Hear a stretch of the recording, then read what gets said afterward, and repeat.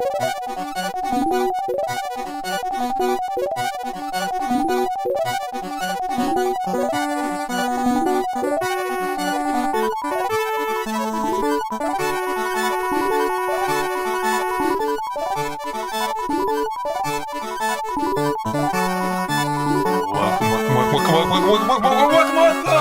back, everyone. Yes, I see that look on your face, Troy. I know you love that. We're doing an intro. Zane's doing an intro. You know what? Fuck you. No, have fun with it. Have fun with the intro. Or just let me do it. You're listening to Action Reaction. I can't have fun with it anymore now. Now you spoiled it. Like, you just... Well, now they know the title.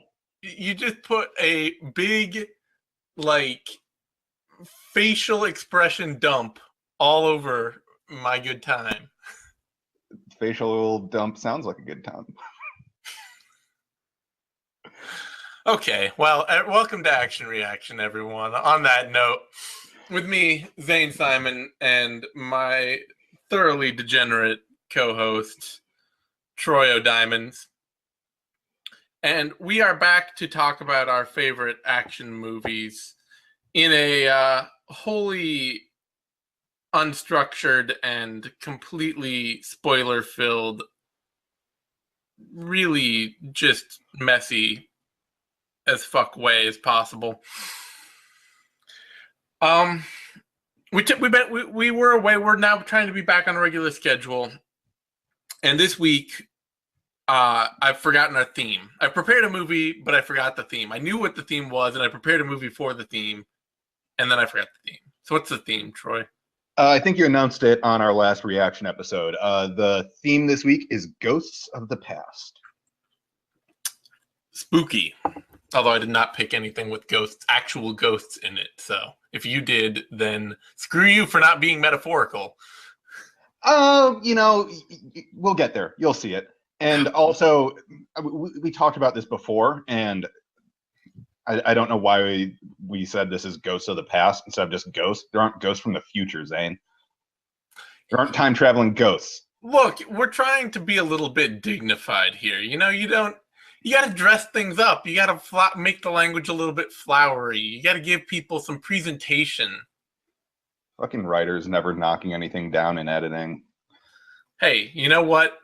I am an artist. I play with words. Okay. So do you want to just jump into the movies? Do we want to get to some movies instead of a lot of more extended banter? Okay, you know what? Fuck you. But you're so tight today. You're so like tight, and you're focused. And Troy being focused has no place in the world. But I'm on a lot of Adderall right now. Okay, that makes sense. Before we jump in, I want to bring a brief note from our sponsor. Today's episode of Action Reaction is brought to you by Molten Boron. Molten Boron? Nobody doesn't like molten boron. Movies. What do you got for me for Ghosts of the Past? What are you resurrecting on this wonderful occasion? Well, we're going to address the ghost part very quickly in the title, because the movie that we are talking about this week that you are going to love, because it's just fantastic, is Mission Impossible Ghost Protocol. Oh, God. Have you seen it? Have you seen it? You're going to make me... Okay, like, it's one thing to make me watch a Mission Impossible movie. That feels a little bit terrifying in and of itself. But the fact is that it also then by default has to be a Tom Cruise movie. That's just not fair, man. It is the Tom Cruise movie. The same way we watched The Rock so that you could see the Michael Bay movie, this is the Tom Cruise movie. This is the definitive Tom Cruise. Tom Cruise at his Tom Cruisiest? Pretty much, yeah. And you know what? It's beautiful and wonderful. And I just don't understand why you're so opposed to this right away. It's a good movie. I guess as somebody who's on a shitload of drugs right now, I would feel like you'd have plenty of reason to realize why I don't want to watch Tom Cruise movies. He's very anti-drug, Troy. Is he? Oh, yeah, that's right. He is. Well, you take the good, you take the bad. Okay, well, fine. I mean, if you're gonna side up with with Doctor Teeth over there, then fine. We'll watch a Tom Cruise movie. If it helps, it's also a Brad Bird movie. That doesn't help, actually. It really does. So let's talk about this. So we get like some big establishing shots of Budapest, and there's a guy running out on a roof in a shootout, and he jumps, and the guys who are chasing him are shooting down at him, and he shoots the guys while he's falling, and then it's like, oh no, he's gonna fall off a roof, but a big old crash pad just opens up out of his back for no reason because he can. See, okay. Is that like? Do you think that's breaking the fourth wall though? If they do that, like, is that like showing the stunt happening, or is that? No, that's what spies do. Oh, okay. Spies carry crash pads with them. Yeah, he's just doing spy stuff. Okay, I must have missed that in all the CIA training out there. I mean, I didn't see it in the Kingsman, and if it's not in the Kingsman, then how am I supposed to trust that it's real? Well, the Kingsmen are British, and this is an American spy agency. There's very different technology. They'll probably get into that in the sequel, but I get that you're, not deep into this. But yeah, he shoots another guy and walks away with some files that have like Russian nuclear codes on them. He's a good as hell spy man. Okay, yeah. No, that I feel like he blew a lot of cover just to get those Russian spy codes, but fair, okay. Yeah, well, he's very good at his job until like 10 seconds later when some blonde chick shoots him and takes the codes for a bad guy named Cobalt. Yeah, okay. See, you've just undercut your whole he's a good as hell spy if he's just about to get shot anyway. Maybe she's just a better as hell spy. There's levels to this. Okay, yeah, no, obviously levels. I'm sure it'll all make sense when you're done explaining it. Yeah, no, it does. So immediately after that, it's we go to Tom Cruise in a Russian prison. So that's where he's at. And Simon Pegg is in a van hacking the Russian prison and letting prisoners out and starting a Russian prison riot while playing Dean Martin while Tom Cruise fights his way through an escalating Russian prison riot. Can we just have like Simon Pegg be the star of the movie from here on out? Is that possible?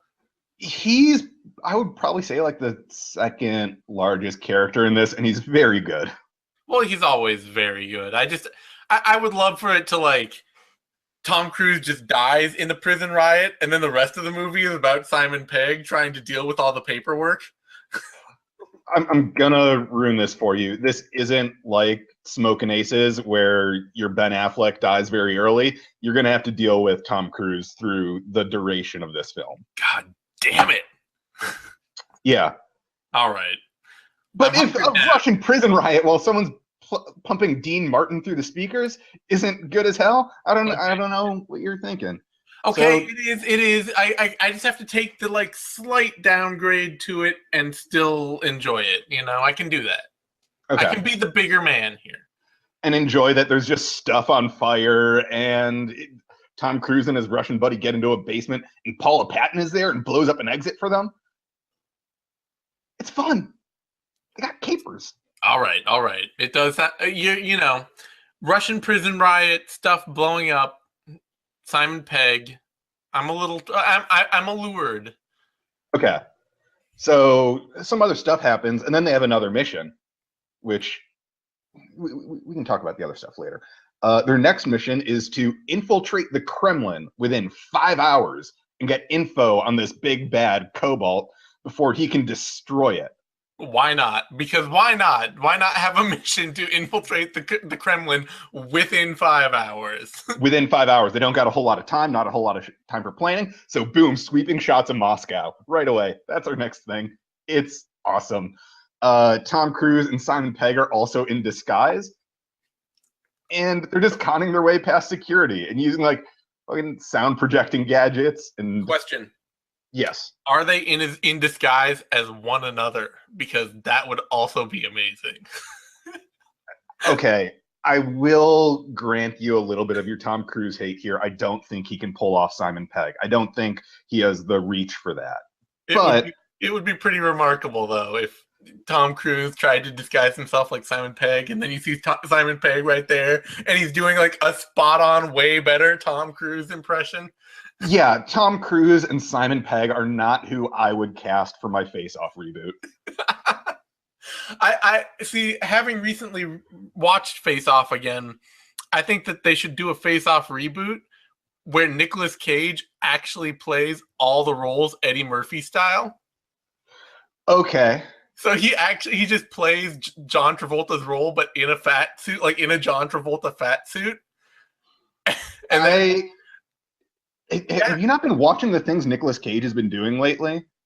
No, well, actually, no. I tend to miss 9 out of every 10 Nicolas Cage movies because I know that he's got a shit ton of car payments to make, and he's accepting every single role he can to make those payments. Right. If you want to see some wacky Nicolas Cage, you don't need to invent this weird scenario. Just let's go on a journey together and watch USS Indianapolis: Men of Courage. Trust me on it. That'll probably be a future episode I'll make you do. Okay. I'm just saying they could do like get John Woo back and just do a total face-off reboot, but with Nicolas Cage playing like 9 out of every 10 characters. Fair. No, I'd watch that. I'd watch almost any Nicolas Cage pitch. But no, we don't have that. We have Tom Cruise pretending to be a Russian general and Simon Pegg doing weird hacker things next to him because that's what he does. And they're just tricking guards with like this sound projecting gadget and like a fold out hologram screen so that it looks like a hallway, but it's not. It's a screen. And it bounces between like fun and tense. And it's a good little journey. So Tom Cruise gets to the archives and somebody blows up their spot and like goes on the radio and says like, we're the spy people. We're the spy agency who are in this place that now all the Russians can hear, and we're going to do a mission. And so, yeah, blows up their spot. They got to get the fuck out of there. So I liked your like intercom voice, by the way. That was well done. That was nice. I can do the rest of the show in that. No, I can't. I'm not. So Tom Cruise escapes, does a costume change in camera in 9 seconds because he's a good spy man.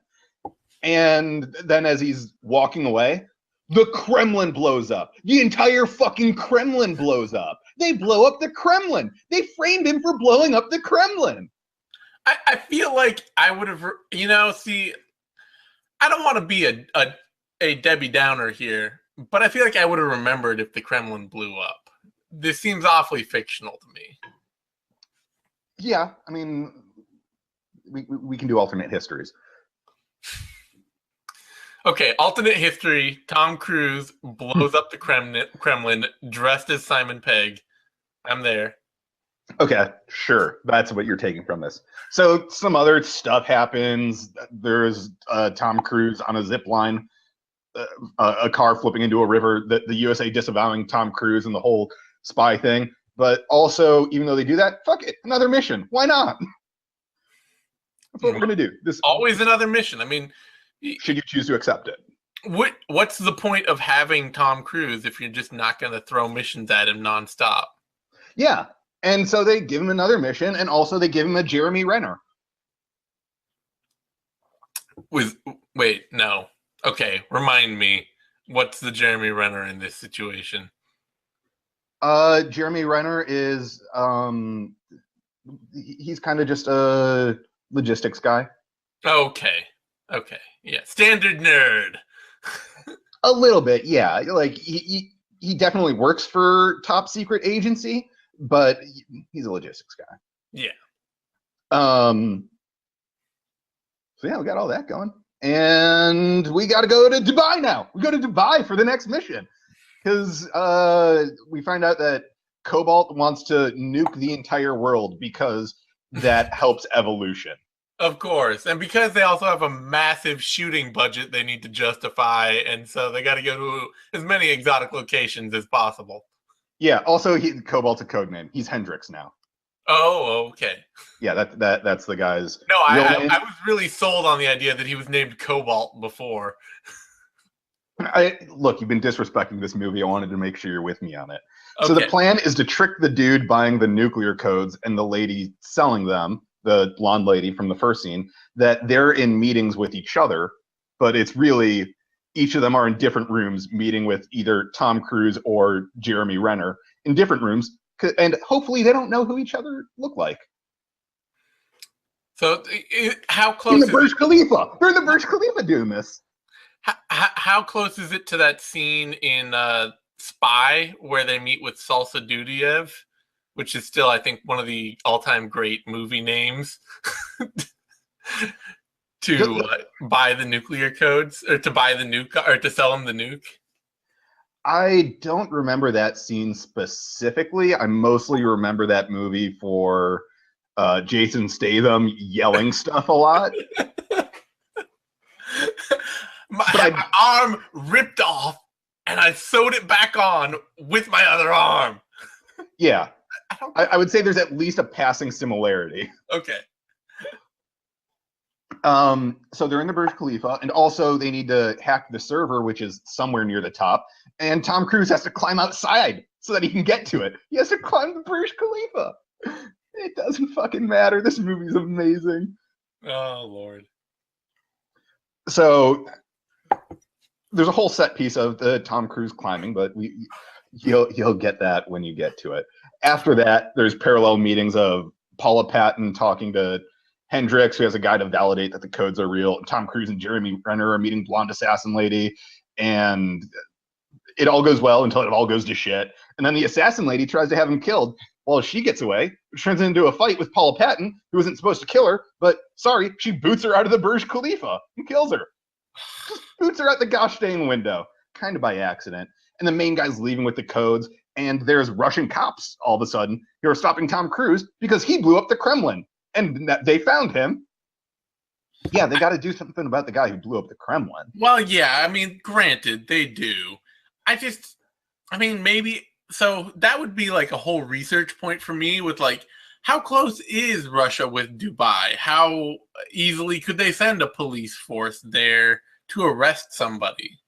Well, we're already dealing with a spy agency that's been thoroughly denounced by its government with the U.S. side. So, the geopolitics aren't that specific for this. But no, he gets away from them and then runs into a sandstorm, and he's chasing Hendricks on foot through a sandstorm, then gets a car thrown at him. They just throw a car at him. And then I insert a Wanderlei Silva joke there, but I don't want to out myself. Yeah, I figured that was going to come up, but you know what? We can all make our Darude references whichever way we want. Anyways, the guy gets away.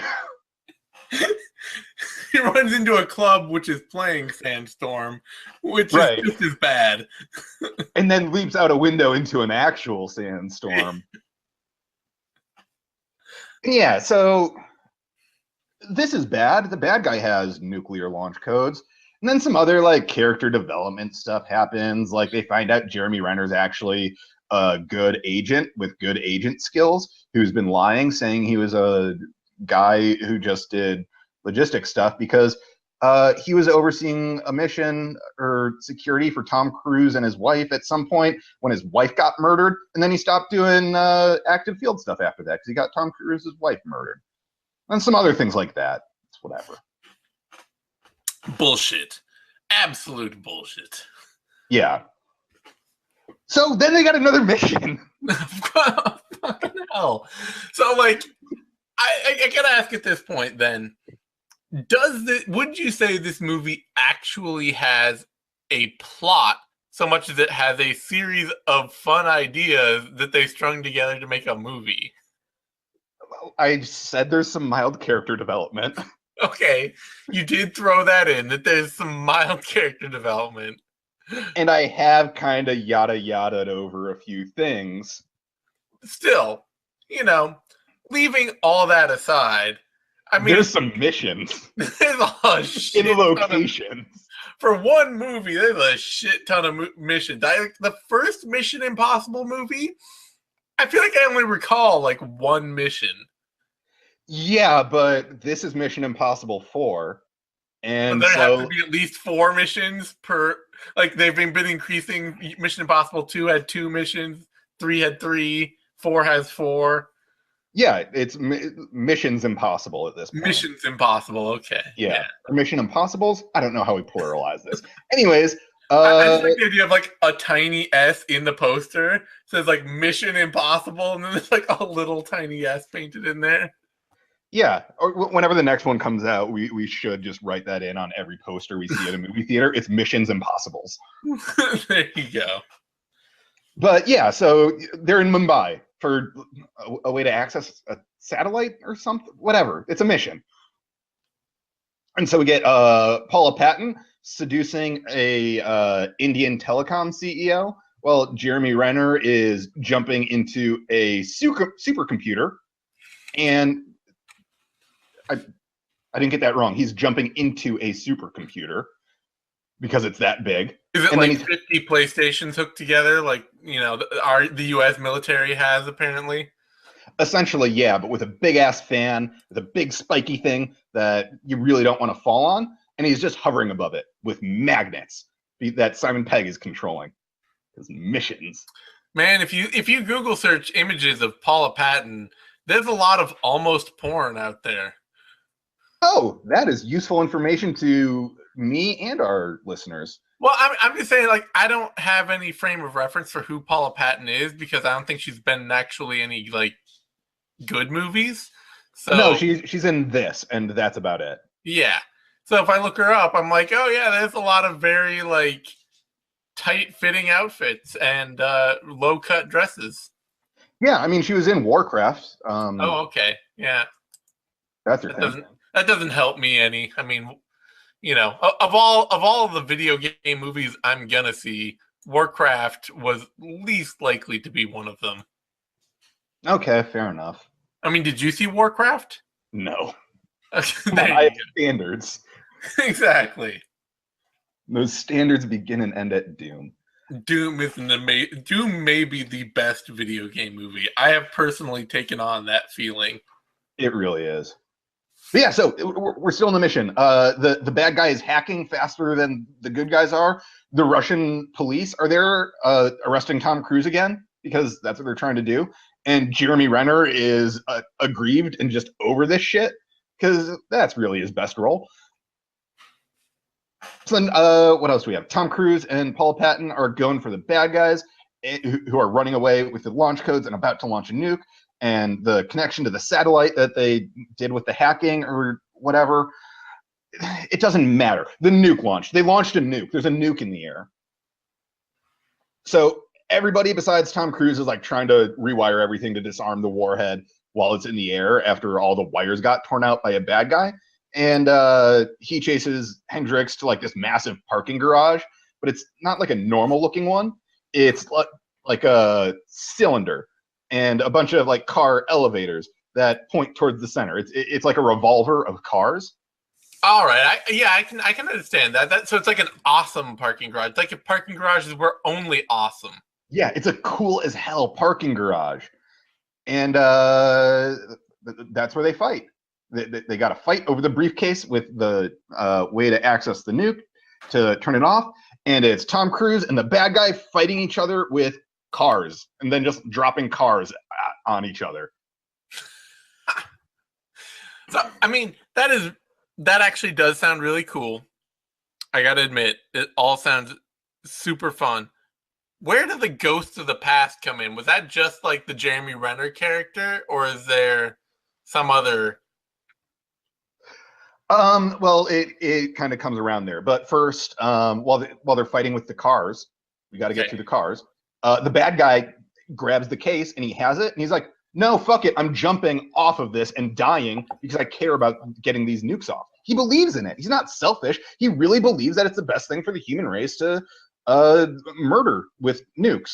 Well, that's the only kind of reasonable supervillain you can have. If they don't really believe in the cause, then it doesn't sell very well.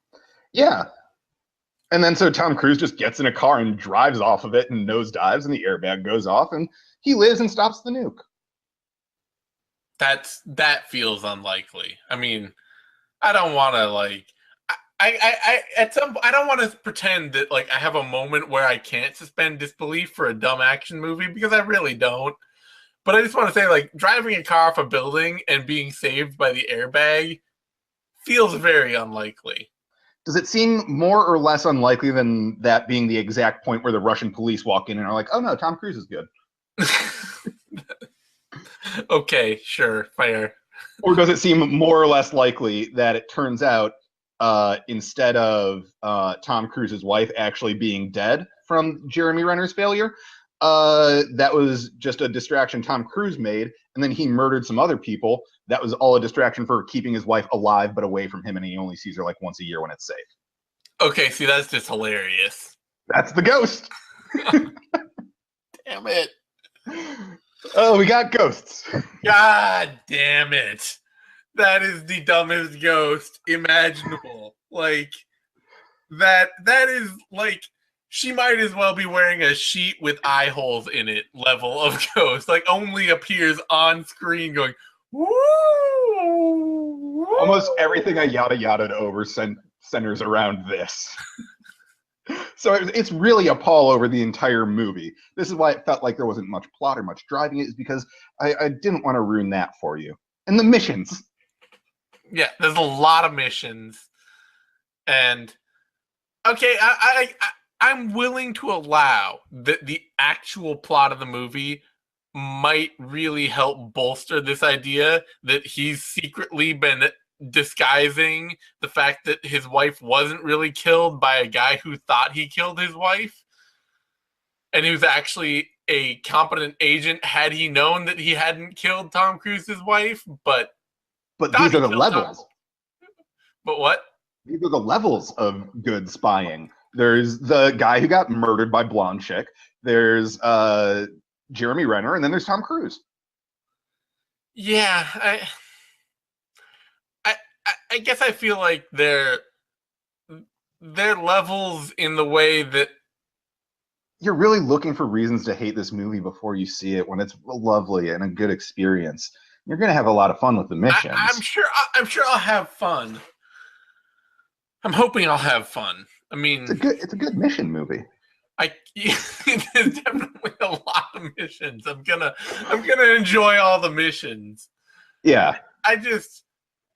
I gotta say, as a twist, his wife is really alive, and several people thought they were responsible for her death, or at least one guy thought he was responsible for her death. I would assume that he was backed by other people, so several people. Like, you gotta think there are administrative people behind the guy who thinks he killed the woman, who are also like, man, we really helped that guy kill that woman, and we feel equally responsible for that now. Yeah, well, also Paula Patton has kind of the same thing, where she feels responsible for the guy who died in the first scene because she was running that mission. So that's another ghost. This movie's got ghosts and protocols and missions. That guy doesn't actually show back up as a ghost, though, does he? No, but I'd be willing to entertain it. I would like it if he did show up as a ghost, like Patrick Swayze style. There's another sequel coming out. He can still come back. Okay, cool. You could, like, throw some pots with her. Yeah. Yeah, all right. Like, literally throw them at bad guys. Yeah, and the exploding pots that they literally throw at bad guys, yeah. Your mission, should you choose to accept it, is launching ceramics at vaguely Middle Eastern people. Okay. Any final thoughts then before we move on to my movie? No, I don't have anything else to add. This movie's going to speak for itself. All right. I look forward to it because I saw the other one Simon Pegg was in. I don't remember which one that one was. I think he's been in 3 of them by now. Yeah, it was like the first one he was in. Okay, I think that was Mission Impossible 3. Did it have Philip Seymour Hoffman in it? I think it did. So I feel like Mission Impossible 1 and Mission Impossible 3 and nothing else. And I saw Mission Impossible, both of them, like, once a decade ago, and I have no memory of anything else. I don't even remember the movies at this point. But Mission Impossible 1 is like the hover above the ground. Yeah, everybody remembers Tom Cruise dropping down the zip. Well, you don't have to, you don't have to explain that to me. Also, the exploding bubblegum on the helicopter. I don't remember. Anyway. That's great. I think of Jean Reno in that? Whatever. God, I love this series. Oh, God, you have terrible taste. All right. So on my side of things, I'd love to say I'm going to offer something higher toned, but I'm really, really, really fucking not. Okay. I'm going to offer something that is both a gift and a punishment to young Troy. And by young Troy, I mean you because you're just immature. Fair enough. What genre know in a helicopter? Okay. It's a 1992 movie directed by Ringo Lam, a Hong Kong director, and it's called Full Contact. And it's one of the latter movies that Chow Yun-fat made before he jumped over to the U.S. Okay. Total Contact?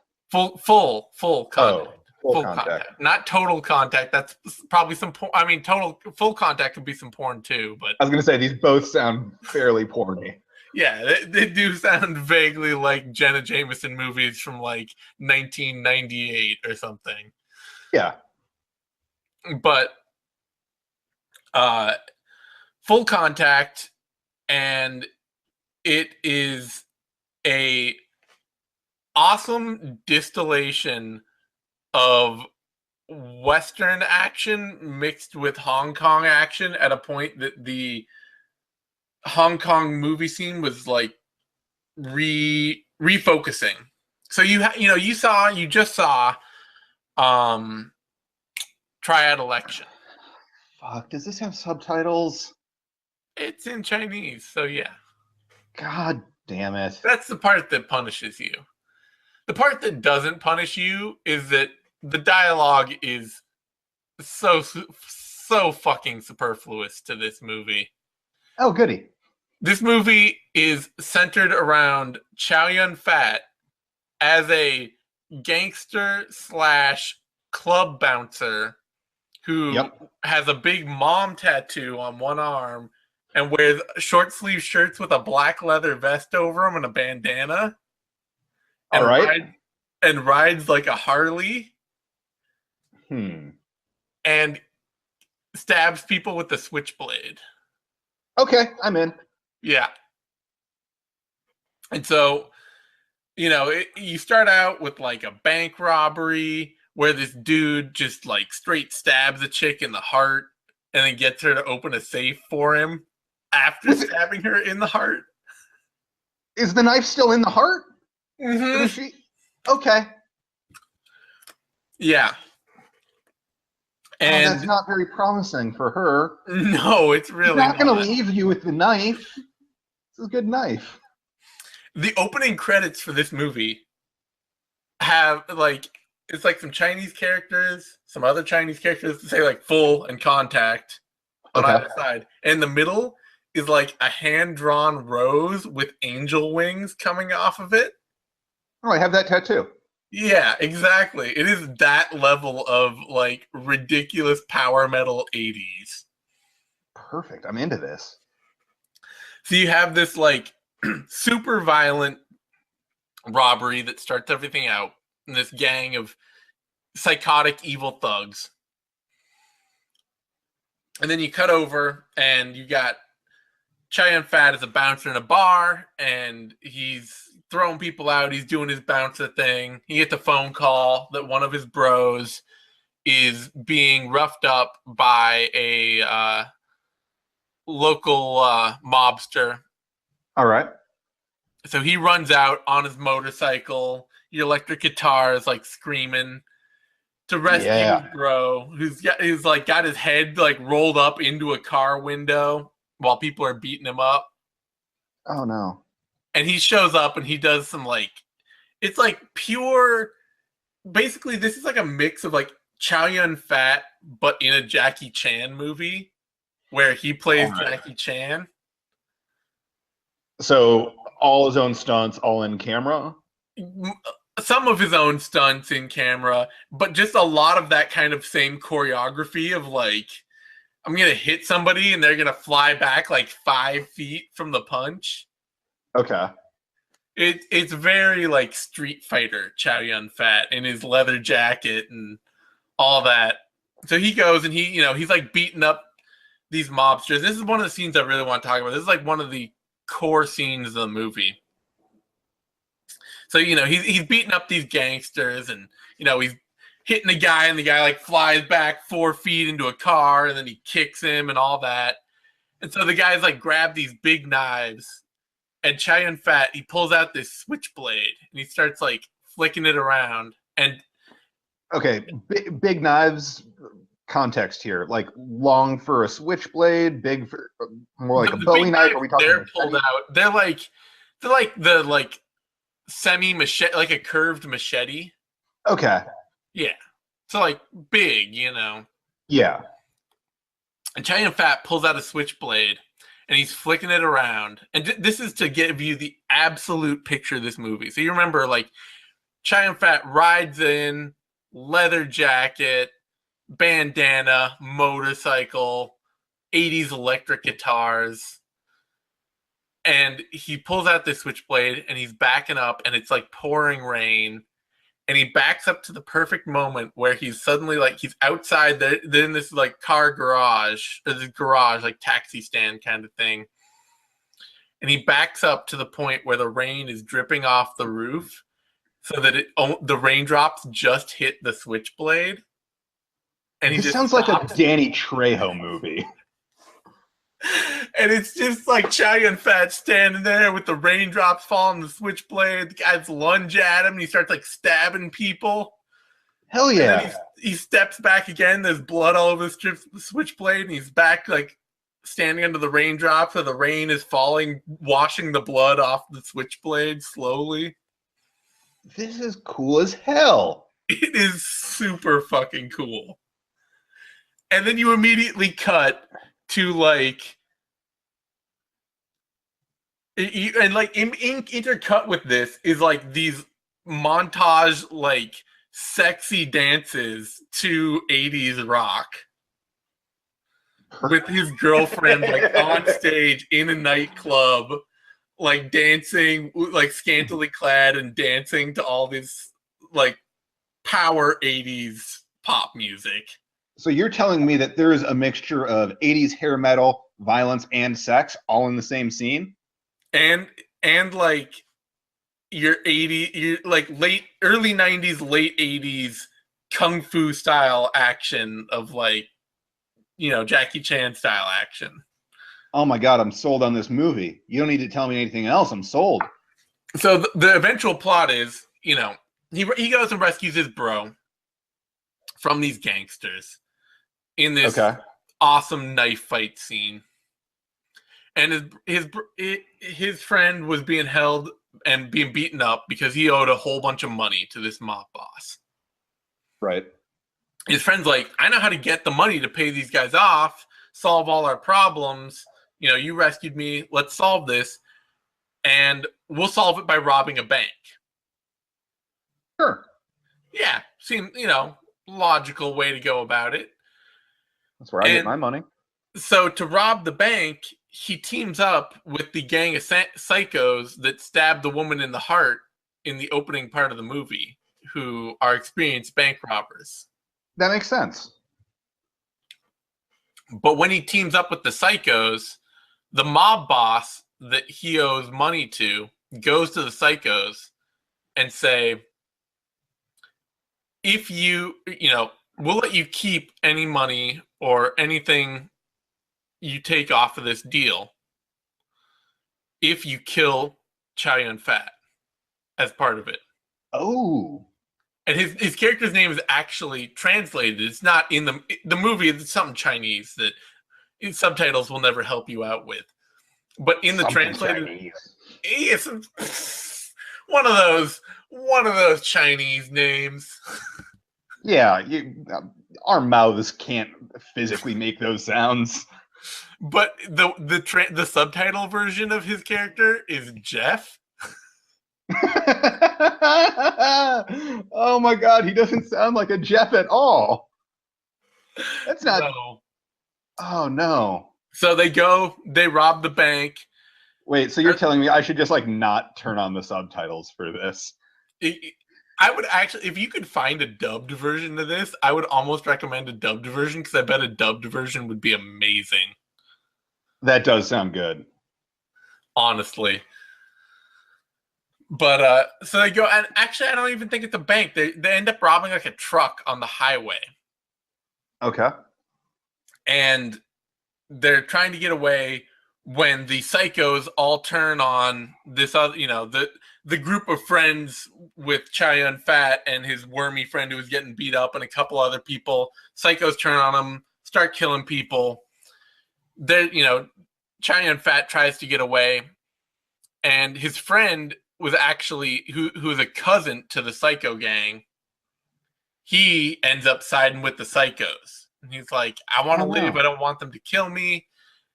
They hand him a gun. They're like, you want to live, you got to go kill Jeff. He's in this house where we shot up a bunch of people.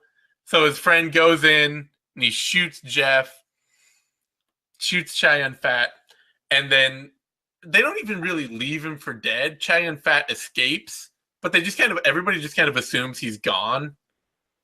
Okay. Out of that doesn't seem smart. I wouldn't do that. Yeah, his wormy friend who betrays him shot him a lot, like shot him several times. They shot his hand up so that like they shot his thumb off and his forefinger. Oh, okay. And then on his knife in hand? They shot his shooting hand along with his knife in hand. Okay. And so Chow Yun-fat, though, he jumps in. There's a little Boston Terrier in the house where he's getting shot up. No. So he rescues the Boston Terrier and this girl who ended up on fire. This scene of he like jumps in a power boat on the river, and this is a scene of Chow Yun-fat like driving this this weird like I think they're in the in Thailand, and driving this like long wooden power boat with a little dog in one hand with this screaming electric guitar. And this sounds like a series of the greatest music videos ever made. It is seriously just like an hour and a 45-minute long music video. Is this the original Baby Driver? It might be the original Baby Driver. So he ends up in a monastery where he gets to heal up, and you just get a big training montage of him learning how to shoot with his other hand, and him like doing pull-ups and like getting these prosthetic plastic fingers. And is this still to like 80s hair metal? Yes. Yes. No, it might be to some Chinese songs with electric guitar behind them. I'm still into it. Yeah. That'll work for me. And in the meantime, his wormy bro friend becomes like super wealthy and steals Chow Yun-fat's girlfriend. Oh, damn. And like, becomes this major underworld player. Chow Yun-fat's out there like doing pull-ups and shooting bottles and holding his dog. Holding his dog in his little Jason Pierre-Paul hand. And then, like a ghost, he returns. Because of course he does. Like, what else was he gonna do, Yeah. But nobody seems to have expected it. Everybody's like, oh, he's gone. He's out of the picture totally. We don't have to worry about sexy Chow Yun-fat, who is rides a motorcycle and is out for vengeance, ever coming back to trouble us. Right. Oh, does he bring the Boston Terrier? And if so, why? He does. He totally brings the Boston Terrier with him. Why would he bring the cute doggy into a dangerous place? Well, he leaves the dog like in his apartment. Okay. But he has to have something to talk to and to like. So there's an amazing line in this movie. Even translated, it's amazing. I can only see if it's translated correctly. It says, being a dog is easy. Bark when you're hungry, shit after you eat. But being a man is more complicated. Is it? I don't. That was my reaction too. Not in my experience. Exactly. I'm hungry and I start like yelling at people and I get food and then I crap. And It goes somewhere. yeah, whatever. It's just complicated. That's as far as I have to think ahead. I mean, I guess you do need to buy blow from somebody. Is that like the more complicated life that he's talking about? Yeah, so for people like you, there's another layer. There's layers, as you say with Ghost Protocol. Right. So he reappears back at his wormy friend's house, and I should have said that his wormy friend didn't steal his girlfriend. He actually stole his wife. Oh shit. Yeah. This guy doesn't play. No. So Chow Yun-fat, he comes back, and his wife's like swimming in a pool and she's swimming underwater, and she looks up in the swimming pool in this like ultra rich, luxurious house she owns she lives in with Wormy Dude, and she looks up and she sees Chow Yun-fat, and then she looks down for a second, she looks back up, and there's nobody. Okay. Yeah, and he's like, Batmander. He's flitting around for all ghost-like for about 2 minutes until he just grabs the Wormy Dude and shoves his head in the pool for a while, and then takes his gun out and fires it a bunch of times right next to his head. But he doesn't kill Wormy Dude. He actually forgives him. He's trying to be super big about all this. That's an apology. That's a hell of an apology. It is. And a near drowning and some near certain tinnitus is. Yeah. And so he wants to team up with Wormy Dude, who stole his ex-wife, who still doesn't know he's alive because she only saw him briefly once. And he wants to team up with Wormy Dude to kill the mobsters that used Wormy Dude to betray him. All right. Like the psychos. Yeah,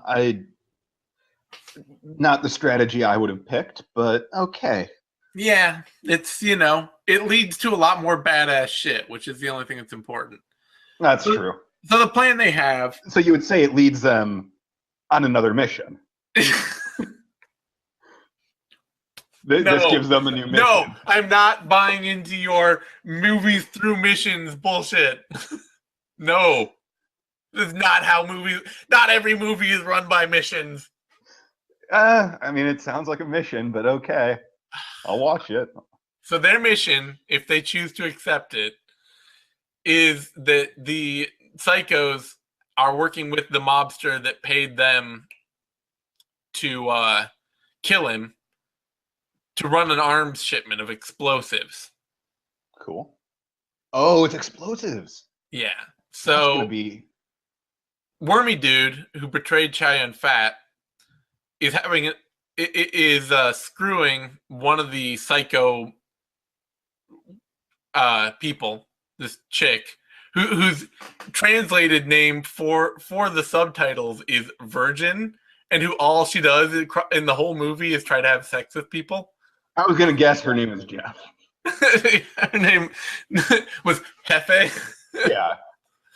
No, there's actually a scene in the movie where her boyfriend, who's this like steroid bound, muscled up Chinese dude, is he goes off to chase some other woman, and she's like pounding drinks at the bar, and Chow Yun-fat's ex-wife comes up and she's like, "What's wrong with you?" He's like, "Why are you drinking so much? What's wrong with you?" And she's like, "I'm not having enough sex, damn it." Also, this is interesting insight into the Wormy Dude. Yeah. Is his whole thing like fear of getting caught? Is that why he's only messing around with other dudes' ladies? I think so. All right. I think so. And so, he's messing around with this chick, this psycho chick. She tells him where the arms shipment is. And that leads to the other scene I want to talk about for this movie, which is Chow Yun-fat and Wormy Dude. They end up in this big ice house. It's like a big warehouse where they ship ice, basically. I figured it would be a warehouse for Ice House beer. Yeah, no. We don't really have this in the U.S. because we have refrigeration everywhere. But, Right.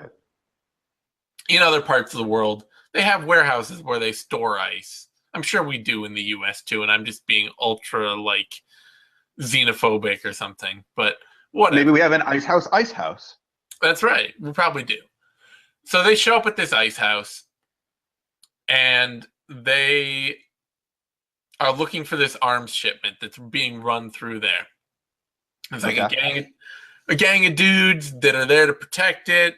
Wormy dude goes in, he starts some shit, and it doesn't, everything breaks down really quickly, which leads to Chow Yun-fat stepping out, switchblade in hand, for some ultra violent fucking shit up.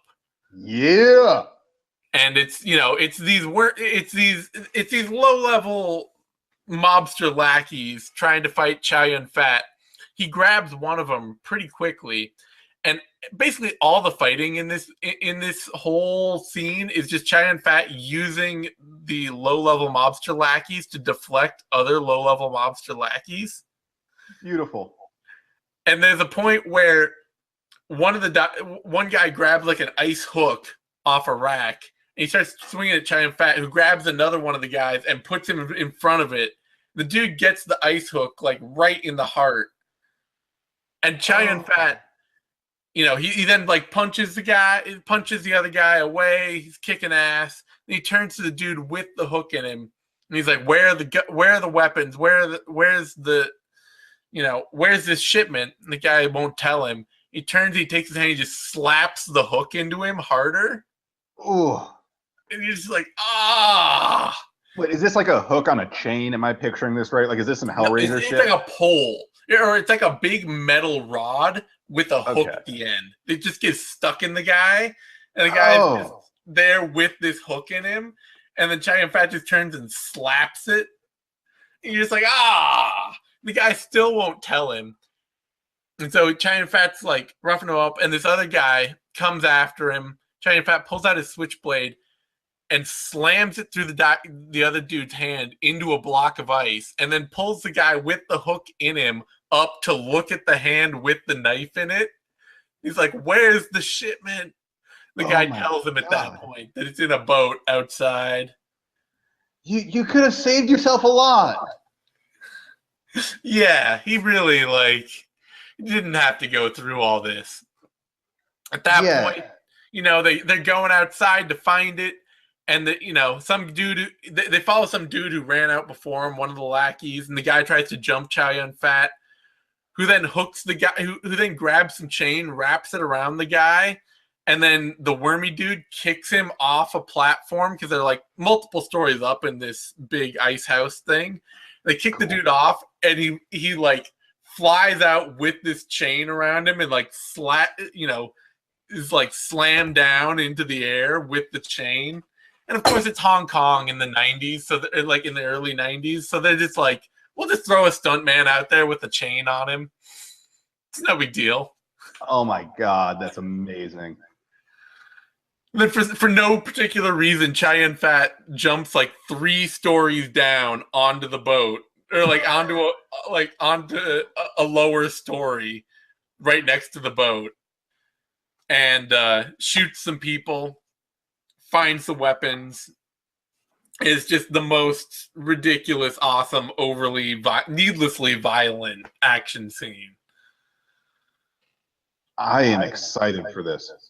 It's so fun. Then you get some more like 80s pop, 80s like metal pop, hair metal dance scenes with his girlfriend in the nightclub, and some more mild fight scenes that all build up to this finale that involves Chow Yun-fat riding a motorcycle around in the pouring rain while shooting guys.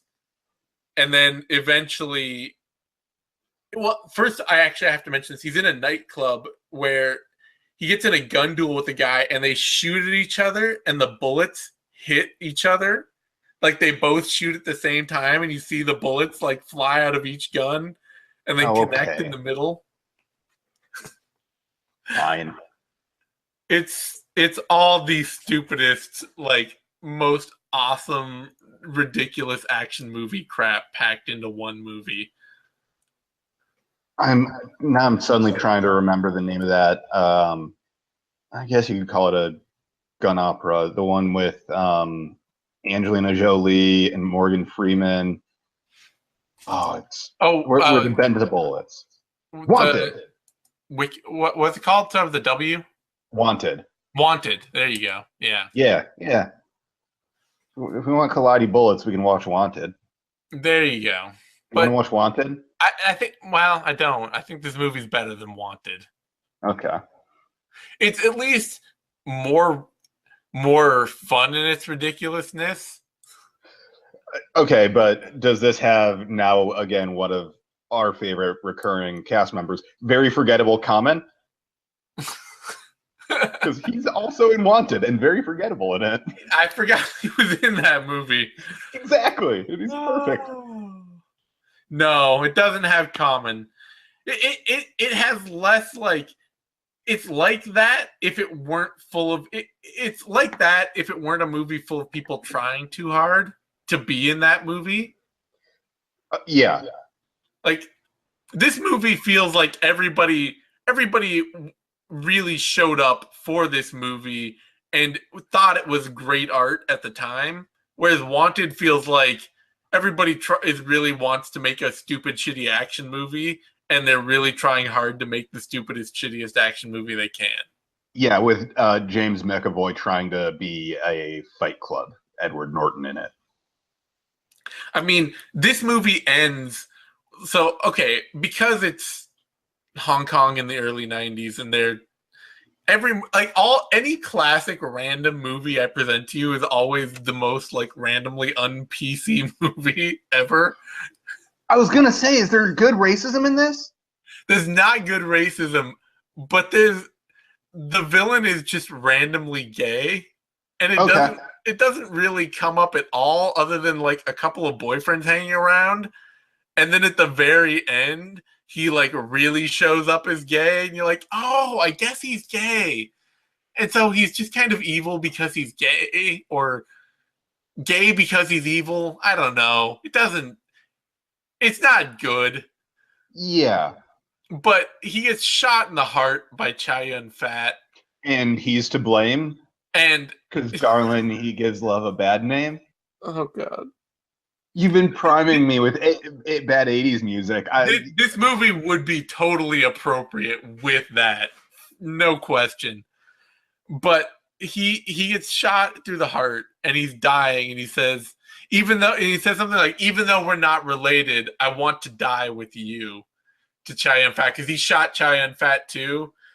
Seemingly through the heart. All right. And then Chow Yun-fat screams at him, well, master... I think it should probably be translated, but the version I have says, it should probably be translated jerk off, but the version I have is, well, masturbate in hell. All right. And that's like your closing line of the movie. Perfect. Well, not perfect. I mean, I would have mild edits. It depends on the translation. I would have it be go honk off in hell, but... honk off in hell, there you go. And yeah. Then to just really drive this is just an hour and 45-minute long power 80s rock video. Chow Yun-fat, like, you think he's dead, but then you see the hand reach out for the briefcase full of money that he was at this, because he was like at a fake swap money for explosives, and a bunch of shit blew up and all sorts of stuff. And you see the hand reach out in the pouring rain, and you see him slowly get up and get to his feet. And he gets on his motorcycle, and there's a car burning, and the rain is pouring down. And he rides off on the motorcycle as the guitars start to screech, and like...